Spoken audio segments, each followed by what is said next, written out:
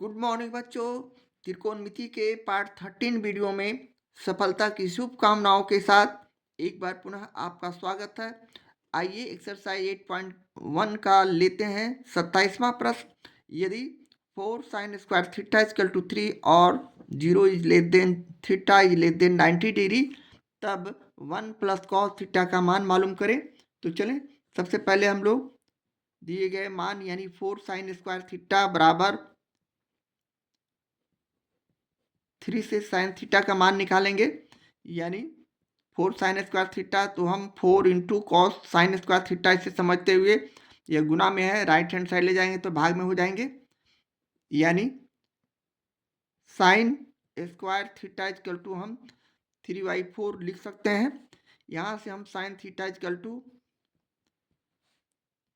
√3/4 कर सकते हैं। अब 3 का वर्गमूल होता नहीं है तो √3 आ जाएगा। 4 का वर्गमूल 2 यानी √3/2। यहाँ साइन थीटा का मान लंब बटे हमारा कर्ण होता है। इस आधार पर हमें लंब मालूम हो गया, √3 कर्ण मालूम हो गया 2, किंतु तीसरी भुजा आधार हमें नहीं मालूम है। जब तक हम तीसरी भुजा नहीं मालूम करेंगे हम किसी भी अन्य त्रिकोणमितीय निष्पत्तियों को नहीं निकाल सकते। अब हम इसे एक चित्र यानी मानचित्र यानी एक समकोण त्रिभुज बनाकर भी समझ सकते हैं। सपोज दैट हमारा ABC एक समकोण त्रिभुज है जिसका कोण भी 90 डिग्री, 90 डिग्री के सामने का कोण कर्ण होता है जो कि प्रश्न के आधार पर 2 है, जबकि इसे हम थीटा मानते हैं। ये हमारा थीटा है, थीटा के सामने वाला कोण लंब होता है, तो लंब हमारा यहाँ √3 है। अब यहाँ आधार हमें BC नहीं मालूम है, तो इस तरह हम आधार मालूम करेंगे सबसे पहले। तो चलें उसी तरह पाइथागोरस प्रमेय से हम किसी भी तीसरे भुजा को मालूम करते हैं। तो हम यहाँ लिखेंगे, इसलिए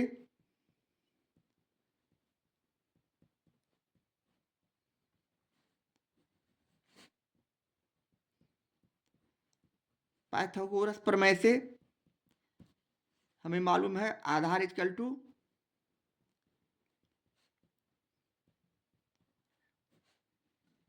कर्ण स्क्वायर माइनस लंब स्क्वायर का वर्गमूल बराबर कर्ण यहाँ हो गया 2 स्क्वायर, लंब हो गया √3, लंब हो गया सॉरी यहाँ √3 ठीक है, √3 का स्क्वायर। अब इसका हम वर्ग करेंगे, वर्गमूल निकालेंगे, यानी इसका स्क्वायर रूट करने के बाद ये 4 हो गया, ये √3 का स्क्वायर करने पर सिर्फ 3 हो गया, यानी 4 - 3 अर्थात हमारा रिजल्ट √1 होगा जिसका वर्गमूल 1 होता है। इस तरह आधार हमारा 1 आ चुका है। अब यहाँ से हम किसी भी त्रिकोणमितीय निष्पत्तियों को निकाल सकते हैं, किंतु हमें प्रश्न से 1 प्लस कॉस थीटा का मान निकालना है, इसलिए हम यहाँ कॉस थीटा का मान सिर्फ निकालेंगे। इसलिए कॉस थीटा इक्वल टू हमारे पास सूत्र है त्रिकोणमितीय निष्पत्तियों से आधार बटे कर्ण होता है कॉस थीटा इक्वल टू, यहाँ आधार हमने 1 लाया है और कर्ण हमें 2 है यानी 1/2। इस तरह हम कॉस थीटा का मान 1/2 लिखेंगे। अब हमारे पास प्रश्न से व्यंजक दिया हुआ है, सॉरी व्यंजक नहीं, 1 प्लस कॉस थीटा का मान निकालना है। यहाँ हम उसी तरह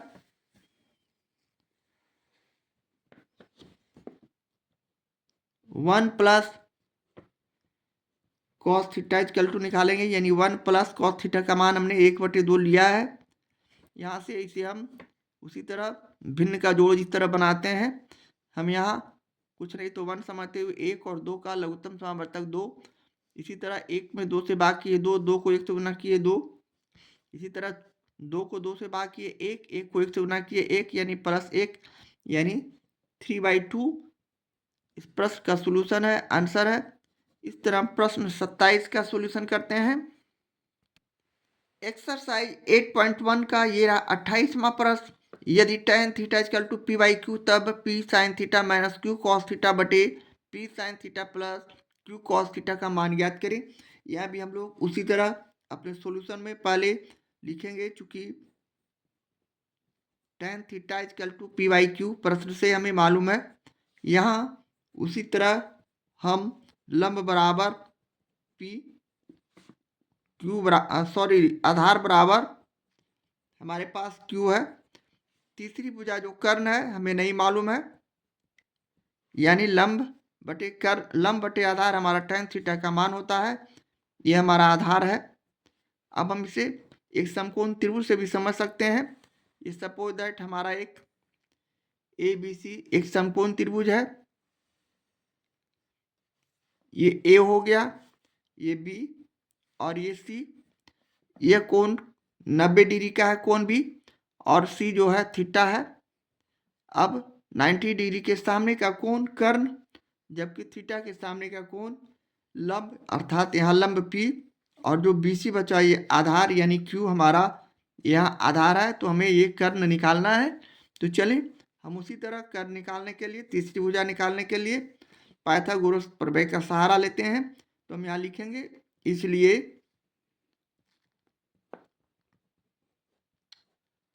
पाइथागोरस प्रमेय से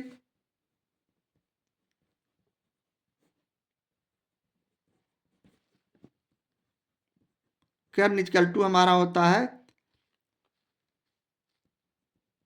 लंब square plus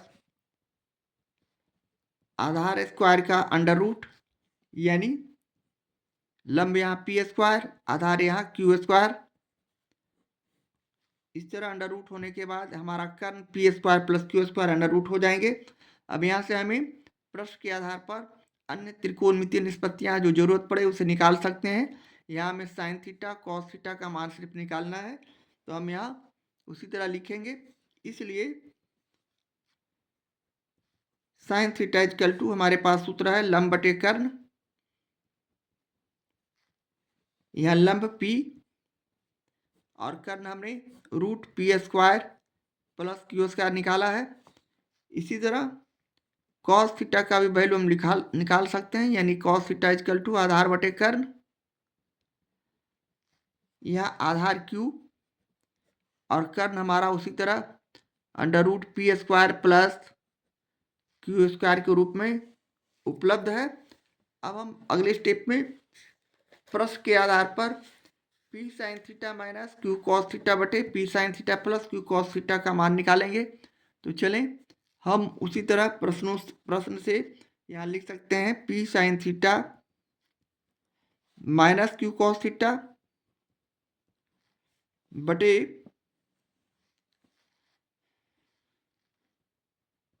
P sine theta plus Q cos theta.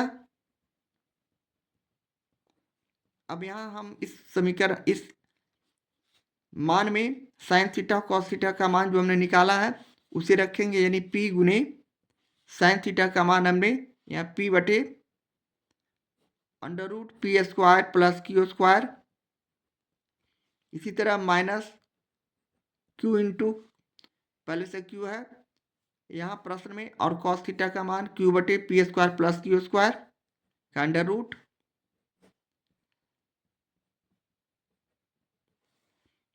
और इसे पुनः हम नीचे भी इसी चीज को लिखेंगे, यानी P इंटू पी बटे under root P square plus Q square plus यहाँ देंगे, और क्यू गुने पुनः यहाँ हम क्यू गुने क्यू बटे under root P square plus Q square, इस तरह मान रखकर हम इसे सीधे अब इसे हल करेंगे। यानी हम अगले स्टेप में इसे P को P से गुना करेंगे, पी स्क्वायर, नीचे कोई परिवर्तन नहीं, यानी under root P square plus Q square. हम इसे गुणनफल के रूप में इस तरह लिख दिए, माइनस यहाँ भी हम क्यू स्क्वायर और बटे under root P square plus Q square लिख सकते हैं। और इस तरह बटे में लिखने के बाद यहाँ हम बराबर देंगे, हम नीचे भी उसी प्रक्रिया को यानी P में P से गुना करके लिख सकते हैं।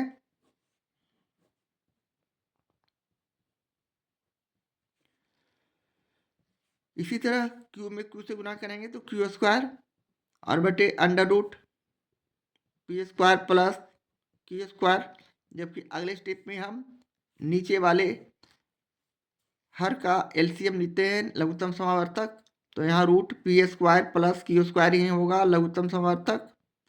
यहाँ ऊपर उसी संख्या को हम फिर यहाँ लिख सकते हैं, भिन्न का घटाव जिस तरह बनाते हैं P square minus Q square हो जाएंगे, बटे नीचे भी हम उसी तरह P square plus Q square बटे under root P square plus Q square लिख सकते हैं। अब हम अगले स्टेप में इसे काट देते हैं तो हमारे पास संख्या बच जाता है P square minus Q square और बटे नीचे P square plus Q square. अरे ये हमारे प्रश्न का सोल्यूशन है, आंसर है। इस तरह हम प्रश्न 28 का सोल्यूशन करते हैं। एक्सरसाइज 8.1 का ये रहा 29वां प्रश्न, जिसमें हम लोग 2 प्रश्नों का सोल्यूशन करेंगे। तो लेते हैं प्रश्न 29 का पहला प्रश्न, यदि 13 cos थीटा इक्वल टू 5 तब sin theta plus cos theta बटे sin theta minus cos theta का मान निकालिए। यहाँ हमें प्रश्न से मालूम है चूंकि 13 cos थीटा बराबर 5, यहाँ से हम cos थीटा का मान लिख सकते हैं, इसलिए cos थीटा बराबर 13 गुने cos थीटा यहाँ गुणनफल के रूप में है, तो हम यहाँ इसे राइट हैंड साइड लाएंगे तो 5/13 हो जाएगा। अब यहाँ से हम लोगों को आधार मालूम हो गया जो कि है 5, कर्ण मालूम हो गया जो कि है 13, क्योंकि cos थीटा बराबर आधार बटे कर्ण होता है। यहाँ से हमें तीसरी भुजा जो लंब है वो हमें मालूम करनी है, ये हमें मालूम है नहीं। अब हम अगले स्टेप में एक ABC एक समकोण त्रिभुज बनाकर भी इसे समझ सकते हैं। ये हमारा A, B और C एक समकोण त्रिभुज है जिसका कोण भी 90 डिग्री, 90 डिग्री के सामने का जो भुजा होता है कर्ण होता है, तो ये हमारा 13 है। जबकि इसे हम थीटा मान लेते हैं तो थीटा के सामने का भुजा लंब होता है, ये हमें मालूम नहीं है प्रश्न से।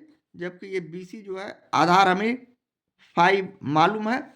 अब हम इस आधार पर तीसरी भुजा का मान निकालेंगे, यानी इसे मालूम करने के लिए हम लोग जैसा कि पाइथागोरस प्रमेय का सहारा लेते आ रहे हैं, ये हमारा पाइथागोरस प्रमेय से हम तीसरी भुजा का मान निकाल सकते हैं। इसलिए पाइथागोरस प्रमेय से लंब इक्वल टू हम लिख सकते हैं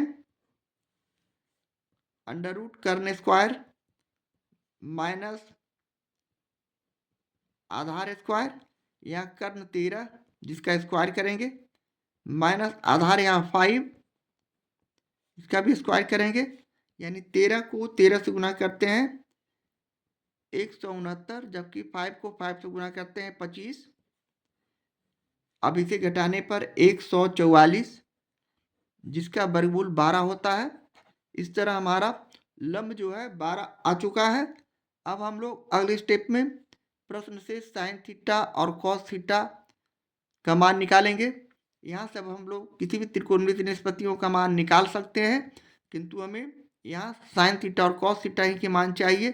कॉस थीटा का मान पहले से उपलब्ध है प्रश्न के आधार पर, सिर्फ साइन थीटा का मान निकाल लेंगे तो काम चल जाएगा। इसलिए साइन थीटा बराबर हम लिख सकते हैं लंब बटे कर्ण, हमारे पास सूत्र है। यहाँ अब लंब हमारा हो गया 12, जबकि कर्ण पहले से 13 है। इस तरह 12/13 हमारा साइन थीटा का मान हो गया। अब हम लोग जो प्रश्न में मान दिया हुआ है, यानी sine theta plus cos theta बटे sine theta minus cos theta का हम यहाँ मान निकालेंगे। अब हम बारी बारी से साइन थीटा और कॉस थीटा का जो मान वैल्यू रखे हैं वो हम लिखेंगे। यहाँ साइन थीटा का मान यहाँ 12/13 प्लस है तो प्लस कॉस थीटा का मान प्रश्न से हमने यहाँ निकाला है 5/13, तो अब यहाँ हम 5/13 रखेंगे। इसी तरह साइन थीटा नीचे भी हम 12/13 करेंगे और माइनस कॉस थीटा का मान भी हम उसी तरह 5/13 लिखेंगे। अब हम अगले स्टेप पे उसी तरह भिन्न का जोड़ और घटाव जिस तरह बनाते हैं, 13 और 13 का लघुत्तम समावर्तक 13, यहाँ से हम लोग 12 + 5 इसी तरह नीचे भी हम LCM 13 लिखे तो ये अभी 12 माइनस 5 हो जाएंगे।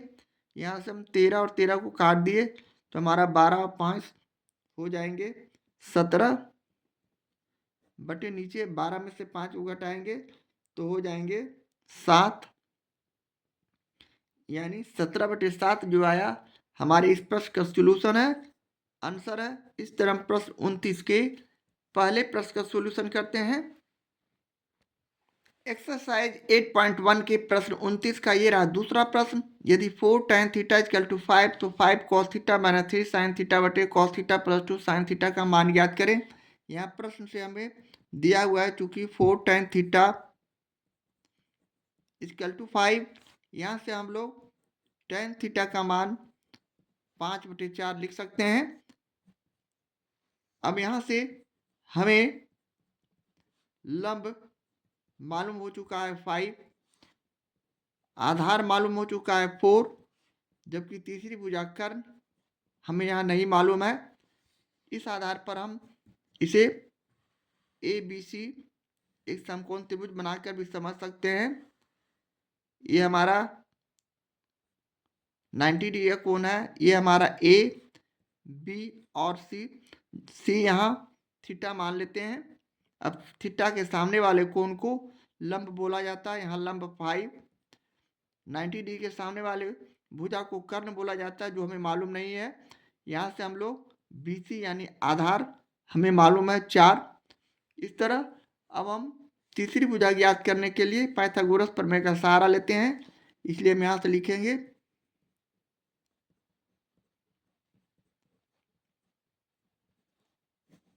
पाइथागोरस प्रमेय से